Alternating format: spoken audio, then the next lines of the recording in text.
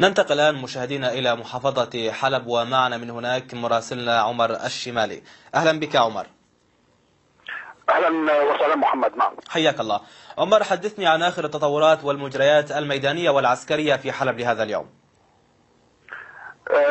اليوم كانت مجزرة في ريف حلب الشرقي في مدينة منبج، حيث قام الطيران الحربي لقوات النظام باستهداف سوق في مدينة منبج بعدة صواريخ، وهو سوق يوجد فيه فرن وكذلك ايضا محطة للوقود. نجم عنها حريق كبير في المدينة، وسقط اثر هذا الهجوم عدد من الشهداء المدنيين.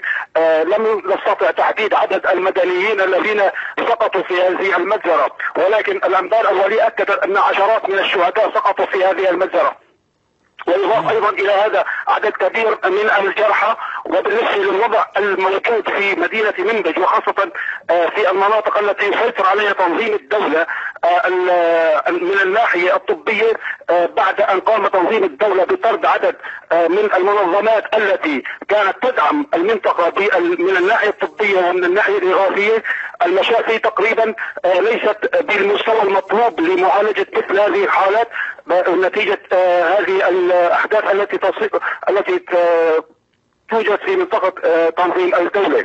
وايضا بالاتجاه الى الريف الجنوبي، قام طيران النظام باستهداف كفر عبيد وكذلك ايضا برده وخان طومان بعدد من الصواريخ. نجم عنها استشهاد مدني وعدد من الاصابات ودمار في بعض المنازل. وفي الريف الغربي قام ايضا الطيران الحربي بإلقاء براميل على كل من الاتارب وايضا على اورم الكبرى، ولم تردنا اي انباء عن اصابات في صفوف المدنيين.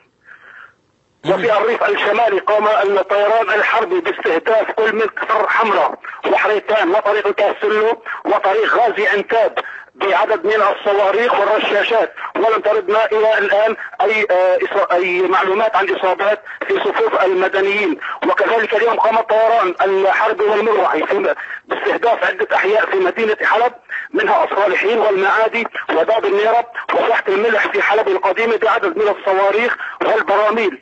نجم عنها استشهاد 3 مدنيين واصابه العديد من المدنيين في مدينه حلب. نعم.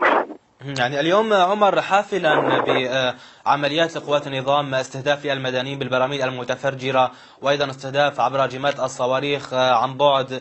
طيب يعني عمر، في ظل هذه الحالة الإنسانية السيئة في حلب، يعني أكثر من عشرات الشهداء والجرحى في منبج جراء قصف طائرات النظام لسوق في المدينة، يعني أين تم نقل الجرحى عمر في مدينة منبج؟ وهل هناك مقومات طبية تساعد الجرحى يعني على الشفاء؟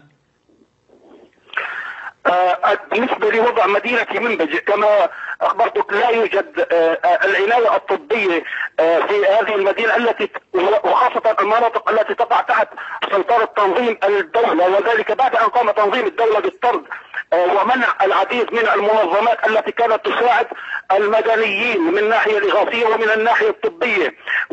وفي فترة سابقة تعرض عدد كبير جدا من المدنيين لحالات مرضية مثل حبة الأشمانيا أو حبة حلب كما يقال عنها، ولم يكن في مناطق سيطرة التنظيم أي أدوية تساعد على علاج هذه الحالات. إذا الوضع بالنسبة للوضع الطبي في مدينة منبج والمناطق التي يسيطر عليها التنظيم الحقيقة وضع سيء، ولا يرقى لأن يكون وضع طبي في هذه المناطق. نعم.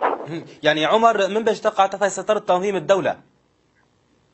منبج نعم، مدينة منبج تحت سيطرة تنظيم الدولة. نعم محمد. يعني إذا القصف كان مستهدف منازل المدنيين أم لربما كان القصف عمر يستهدف أماكن تجمعات تنظيم الدولة؟ حسب الأنباء الواردة من هناك وحسب الناشطين في المنطقة أن المناطق التي تم استهدافها هو السوق، ويوجد فيه فرن ويوجد فيه محطة للوقود، أن المنطقة هذه منطقة مدنية، وأحدث هذا التفجير والحرائق نتيجة انفجار الصواريخ وانفجار الصهاريج المحملة بالوقود دمارا في المنازل وإصابات كبيرة جدا من وسقوط عدد من الشهداء وجرحى بين صفوف المواطنين. وعلى بالمناسبة أن نسبة كبيرة جدا منهم نساء وأطفال تم استشهدوا نتيجة هذا القصف. لكن عمر، الأنباء بعض الناشطين يقول أن الغارات كانت عن طريق طيران التحالف، ما هي الأنباء الأكيدة لديك عمر؟ إلى الآن الناشطين أكدوا أن الطيران الذي قام باستهداف مدينة منبج هو طيران النظام. لا نستطيع طبعا نفي أو تأكيد هذا الخبر لأن المنطقة لا نستطيع الوصول إليها، ولكن نعتمد على كلام الناشطين الموجودين ضمن المنطقة، وكذلك أيضا على بعض شهود العيان المتواجدين في منطقة منبج أو المناطق التي يسيطر عليها تنظيم الدولة. نعم، عمر الشمالي مراسلنا من حلب، شكرا جزيلا لك.